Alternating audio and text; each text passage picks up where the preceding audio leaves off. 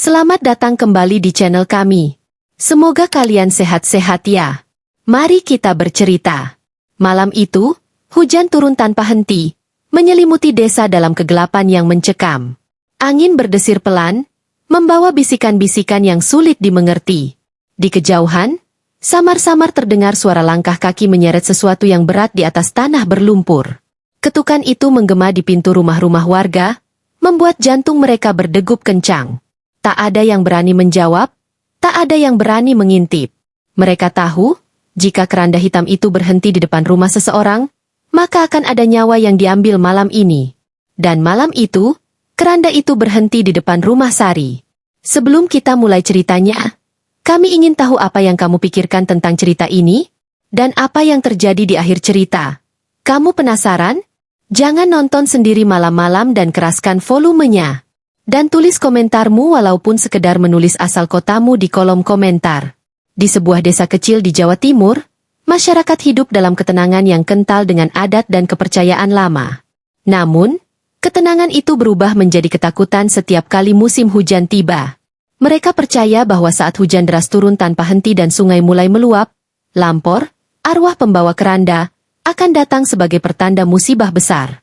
Malam itu, hujan mengguyur desa tanpa henti selama berhari-hari. Air mulai naik, menggenangi jalanan dan halaman rumah. Beberapa warga sudah mengungsi ke tempat yang lebih tinggi, sementara yang lain masih bertahan dengan harapan hujan akan reda. Di tengah derasnya hujan, terdengar suara aneh melintasi desa. Gema bunyi dentingan kayu dan kain yang berkibar diterpa angin terdengar samar-samar. Suara itu semakin lama semakin mendekat. Beberapa warga yang masih terjaga bergegas mengintip dari celah jendela. Di tengah genangan air, samar-samar terlihat rombongan bayangan hitam membawa keranda, berjalan perlahan menyusuri jalan desa yang tergenang air. Tidak ada suara kaki, hanya suara gemerisik angin dan bisikan yang menusuk telinga. Pak Sastro, sesepuh desa yang paling dihormati, segera keluar rumah dengan wajah pucat. Ia menatap sosok-sosok itu dengan mata membelalak. Lampor, sudah datang, ucapnya dengan suara bergetar. Warga yang mendengar itu segera bersembunyi, menutup pintu dan jendela rapat-rapat. Tidak ada yang berani bersuara, apalagi keluar rumah. Mereka tahu, melihat langsung rombongan Lampor bisa berarti kematian. Di rumahnya, seorang gadis bernama Sari memeluk ibunya erat. Ia menggigil, bukan hanya karena dinginnya udara, tapi juga karena ketakutan yang merayapi tubuhnya. Ia pernah mendengar cerita tentang Lampor dari neneknya. Jika keranda itu lewat di depan rumah seseorang, maka akan ada anggota keluarga yang hilang atau meninggal. Saat Sari menempelkan telinganya ke dinding, ia bisa mendengar suara kain berkibar semakin dekat. Nafasnya tertahan. Lalu, suara ketukan terdengar di pintu rumahnya. Ibunya membekap mulut Sari agar tidak berteriak. Di luar, suara angin berdesir semakin kencang, diikuti suara langkah kaki menyeret keranda. Sari merasakan bulu kuduknya meremang. Ayahnya, yang juga berada di dalam rumah, hanya bisa berdoa dalam hati. Ketukan itu berhenti. Lalu, terdengar suara geraman halus, seperti suara seseorang yang tengah berbisik dalam bahasa yang tidak dimengerti. Setelah beberapa saat, suara itu perlahan-lahan menjauh. Saat fajar menyingsing, warga desa mulai keluar dari rumah masing-masing. Hujan telah reda, namun yang mereka lihat justru membuat dada mereka sesak. Banjir telah membawa banyak rumah roboh, sawah hancur, dan jalanan penuh lumpur. Lebih parah lagi, beberapa orang hilang tanpa jejak. Pak Sastro berdiri di tengah jalan dengan wajah penuh kesedihan. Ini bukan sekadar banjir, ini pertanda bahwa desa kita telah mendapat murka, katanya lirih. Dari kejauhan, terdengar jeritan seorang ibu yang kehilangan anaknya. Warga lain menemukan keranda kosong terdampar di tepi sungai. Kain hitamnya masih basah dan berkibar tertiup angin. Tidak ada yang berani menyentuhnya. Sejak hari itu, desa itu tidak lagi sama. Kepercayaan akan Lampor semakin mengakar. Setiap musim hujan tiba, masyarakat selalu waspada. Mereka percaya bahwa jika rombongan pembawa keranda itu kembali melintas, maka bencana akan datang, membawa nyawa yang tak bersalah. Dan di kejauhan, di balik kabut pagi yang masih menyelimuti desa, suara samar kain berkibar terdengar kembali. Malam berikutnya, meskipun hujan sudah reda, suasana desa masih mencekam. Warga yang kehilangan keluarga mereka mencoba mencari di sekitar sungai dan hutan, tetapi tak seorang pun ditemukan. Keranda kosong yang ditemukan di tepi sungai kini menghilang, seolah terbawa arus entah kemana. Sari masih belum bisa tidur. Ketakutan semalam terus menghantuinya. Ia bisa merasakan hawa dingin yang aneh, seperti ada sesuatu yang mengintainya dari kegelapan. Ibunya, yang juga belum bisa tidur, berbisik kepadanya, "Kita harus pergi dari desa ini, Sari. Aku merasa ada sesuatu yang mengancam kita." Namun sebelum Sari bisa menjawab, terdengar suara aneh dari luar rumah. Suara seperti seseorang menarik-narik sesuatu yang berat di atas tanah. Ayah Sari, yang tadinya terlelap di sudut ruangan, langsung bangun dan mengambil parang. Dengan hati-hati, ia membuka jendela sedikit. Matanya membelalak saat melihat sesuatu yang membuat darahnya berdesir. Di depan rumah mereka, dalam gelapnya malam, ada sosok tinggi berjubah hitam berdiri memegang keranda. Wajahnya tertutup kain putih, hanya menyisakan sepasang mata hitam pekat yang menatap lurus ke rumah mereka.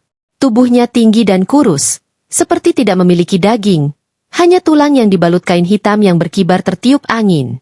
Ayah Sari langsung menutup jendela dan menguncinya rapat-rapat. Dengan suara gemetar, ia berkata, "Jangan ada yang bersuara. Jangan ada yang bergerak." Sari merasakan kakinya lemas. Jantungnya berdegup kencang. Ia tahu, jika sosok itu mengetuk pintu rumah mereka lagi, mungkin kali ini tidak ada yang bisa selamat. Namun, yang terjadi berikutnya jauh lebih menyeramkan. Dari luar, terdengar suara langkah kaki menyeret-nyeret. Seakan ada lebih banyak makhluk yang datang.